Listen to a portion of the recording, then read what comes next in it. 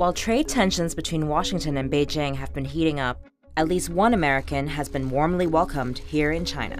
Chinese Prime Minister Li Keqiang even offered him a green card. We're incredibly excited to break ground on the Shanghai Gigafactory. Tesla's Elon Musk has big plans in China, recently breaking ground on a massive factory, the company's first production site outside the U.S.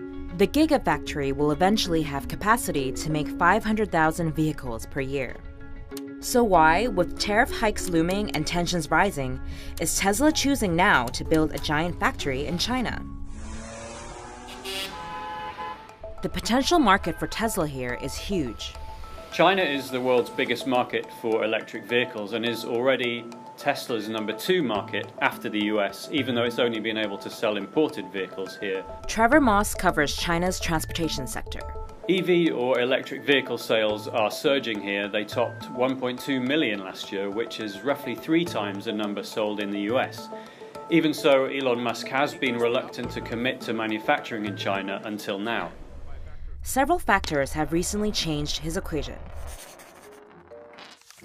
Before, foreign automakers like Ford or General Motors had to work in conjunction with a joint venture partner in China in order to manufacture locally. That means they had to share profits and potentially even the technology used in their products with their Chinese partner. But last year, China started to lift its restrictions on foreign investment in the auto sector, enabling foreign carmakers to own their Chinese operations outright for the first time. This is part of Beijing's attempt to resolve trade tensions with the US, promising greater access for foreign companies. This rule change made conditions much more appealing for Tesla because it will be able to operate independently. It will be the first major auto company to test the new rules. The next factor accelerating Tesla's plans, tariff math.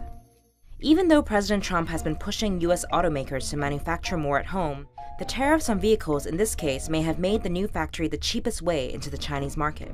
Since the trade war, Tesla was hurt badly. Costs of its imported vehicles in China have been driven up. By building cars locally, Tesla will be able to bypass any tariffs that China has, reduce the cost of its cars in China, and then increase volume sales. Being the first company trying out this new arrangement does come with its risks. For Tesla, taking 100% control of the company also means that it will have to bear 100% of the burden. Without a partner in China, Tesla will find that it's much more difficult to navigate the bureaucracy in China.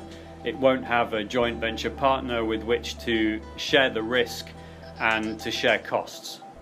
On top of the startup challenges, some have questioned if the market is as friendly for Tesla as it might seem.